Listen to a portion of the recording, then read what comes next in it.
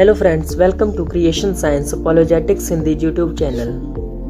तो फ्रेंड्स, आज हम इस वीडियो में बात करेंगे साइंस, एथियज्म एंड थीइज्म में क्या अंतर है। What differences between science, atheism and theism. तो सबसे पहले मैं आपको एक छोटी सी क्लिप दिखाना चाहता हूँ जिसमें हमें ये पता चलता है जब कोई भी आस्तिक किसी नास्तिक से ये पूछता है कि आप गॉड के बारे में क्या सोचते हो, तो उसका इस एटीट्यूड के साथ जो जवाब देता है वो इस कदर होता है। तो मैं चाहता हूँ कि आप इस छोटी सी क्लिप को देखें। क्या आप ये यकीन करते हैं कि खुदा का अस्तित्व है? No, I believe in science. I don't believe in any imaginary god. मेरा मानना है कि साइंस ही सब कुछ है। गॉड नाम की कोई भी चीज़ एग्जिस्ट में नहीं है, उसका कोई वजूद नहीं है। तो देखा ना आप लोगों ने इस क्लिप में, जब एक आस्तिक व्यक्ति आके नास्तिक से पूछता है कि क्या आप ये यकीन करते हैं कि खुदा का वजूद है या खुदा का कोई अस्तित्व है, तो उस पर नास्तिक व्यक्ति इस एटीट्यूड के साथ इसलिए सा या फनी सा जवाब देता है कि no, I don't believe in god but I believe in science.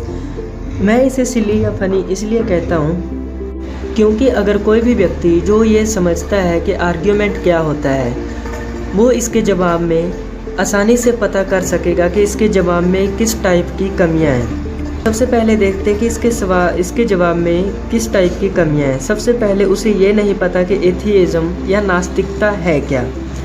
दूसरा, उसे ये भी नहीं पता कि थीइज्म या आस्तिकता क्या है और थियोलॉजी क्या है। उसे ये भी नहीं पता कि बाय डेफिनेशन साइंस क्या है, साइंस की परिभाषा क्या है। लेकिन क्योंकि इन लोगों का इस कदर तक ब्रेन वॉश किया गया है कि इनको लगने लगा है जहाँ पर साइंस की बात हो रही है वहाँ पर सिर्फ नास्तिक लोग ही पाए जाते हैं, या फिर इन लोगों ने मान लिया है कि साइंस जो शब्द है वो नास्तिकता के सिनोनिम है, जबकि इनको इस बात की कोई जानकारी नहीं है कि हिस्ट्री ऑफ साइंस फील्ड क्या है, इसके बारे में क्या जानकारी है, इसका बैकग्राउंड क्या है, इसकी शुरुआत कैसे हुई, या इनकी शुरुआत करने वाले किस टाइप के लोग थे। वैसे आज मैं इस वीडियो में उन लोगों की हिस्ट्री के बारे में या उन वैज्ञानिकों की हिस्ट्री के बारे में तो नहीं बताऊंगा, लेकिन आज हम इस वीडियो में जो बात करेंगे उसमें सिर्फ ये देखेंगे कि साइंस, आस्तिकता और नास्तिकता, इन तीनों में क्या अंतर है। तो सबसे पहले हम इसकी शुरुआत करेंगे बाय डेफिनेशन से, मतलब आस्तिकता की डेफिनेशन क्या है, नास्तिकता की डेफिनेशन क्या है और साइंस की डेफिनेशन क्या है। तो चलो सबसे पहले देखते हैं कि आस्तिकता क्या है, और इस सवाल का जवाब जानने के लिए हमें आस्तिकता या थीइज्म की डेफिनेशन देखनी पड़ेगी। What is the definition of theism? इसकी डेफिनेशन ये है, एक खुदा पर विश्वास करना जिसने सारे ब्रह्मांड की रचना की है और जो सारे यूनिवर्स पर शासन करता है। तो इस डेफिनेशन से हमें ये पता चलता है जो कुछ भी हम यूनिवर्स में देखते हैं, stars, galaxies, moons, planets etcetera, इन सब की एक शुरुआत है और इन सब चीज़ों की एग्जिस्टेंस का कारण खुदा है। तो अब हम चलते हैं एथियज्म या नास्तिकता की डेफिनेशन की ओर। What is the definition of atheism? तो मरियम वेबस्टर वेबसाइट के अनुसार एथियस्ट की परिभाषा ये है, एक व्यक्ति जो खुदा का वजूद होने पर विश्वास नहीं करता।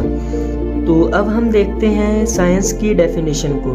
According to britannica.com, science is study of knowledge, वो नॉलेज जो हमें ऑब्जर्वेशन और एक्सपेरिमेंटेशन से प्राप्त हुई है। या हम कह सकते हैं कि science is the study of natural world, मतलब साइंस हमें सिर्फ फिजिकल वर्ल्ड के बारे में ही बता सकती है। फिजिकल वर्ल्ड या नेचुरल वर्ल्ड के परे क्या है उसके बारे में हमें साइंस नहीं बता सकती।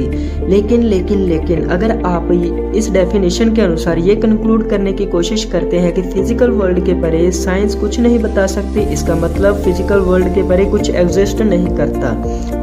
तो इसके जवाब के लिए डिस्क्रिप्शन में एक लिंक है जिसको आप चेकआउट करके देख सकते हैं कि सच्चाई क्या है, क्या फिजिकल वर्ल्ड के परे कोई चीज़ एग्जिस्ट नहीं कर सकती।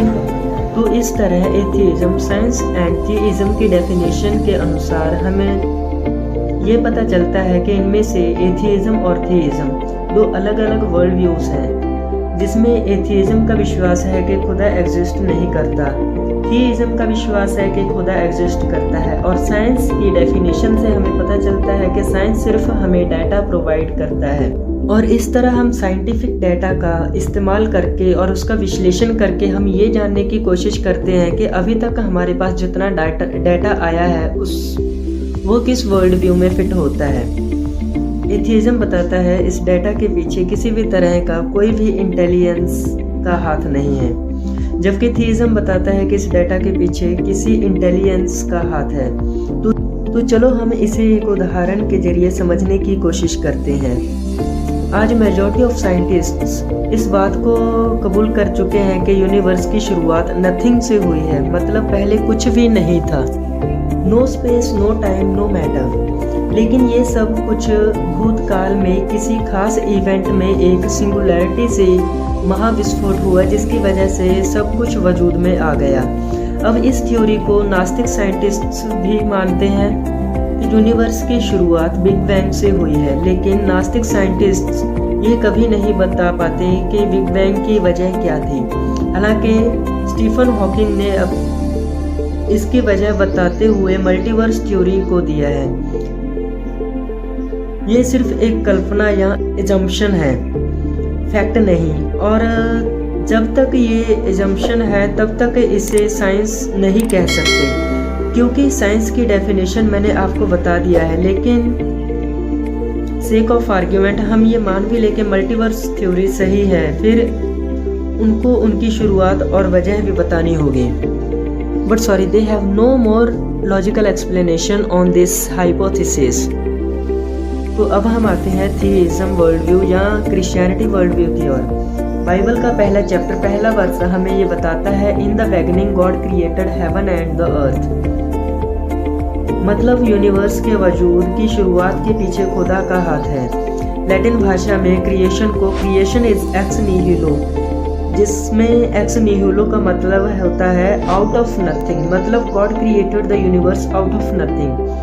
तो इस तरह हम कंक्लूड कर सकते हैं कि यूनिवर्स की शुरुआत को लेकर नास्तिकों की एक्सप्लेनेशन से ज़्यादा लॉजिकल रैशनल एक्सप्लेनेशन आस्तिकों या क्रिश्चियनिटी की है।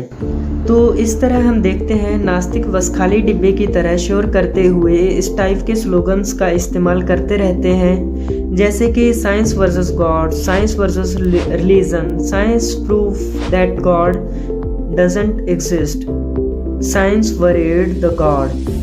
लेकिन वो साइंस को अपने रिलीजन यानी कि नास्तिकता के साथ कंपेयर करना भूल जाते हैं या करना ही नहीं चाहते। तो फ्रेंड्स, साइंस, आस्तिक और नास्तिकता में यही अंतर है। नास्तिक लोग कभी भी अपने आप को साइंटिफिकली प्रूफ नहीं कर सकते कि उनका विश्वास जो कि नेचुरल वर्ल्ड पर है वो सही है। तो फ्रेंड्स, मैं अपने इस वीडियो के अंत में ली स्ट्रॉबल की बात को दोहराना चाहूँगा, जो कि पहले नास्तिक थे लेकिन स्टडी के बाद वो क्रिश्चियन बन चुके थे। उन्होंने बताया कि अगर मुझे अपनी नास्तिकता को मेंटेन रखना होगा तो मुझे इस बात पर विश्वास करना पड़ेगा कि nothing created everything, non life produces life, randomness produces fine tuning, and unconsciousness produces consciousness, and non reason produces reason. तो इस तरह उन्होंने बताया कि मेरे पास इतना विश्वास नहीं है कि मैं इस बात पर विश्वास कर सकूं। तो फ्रेंड्स, इसलिए मैं खुद भी क्रिश्चियन बना हूं, क्योंकि जो क्रिश्चियन फेथ है वो logical, historical and archaeological based faith है।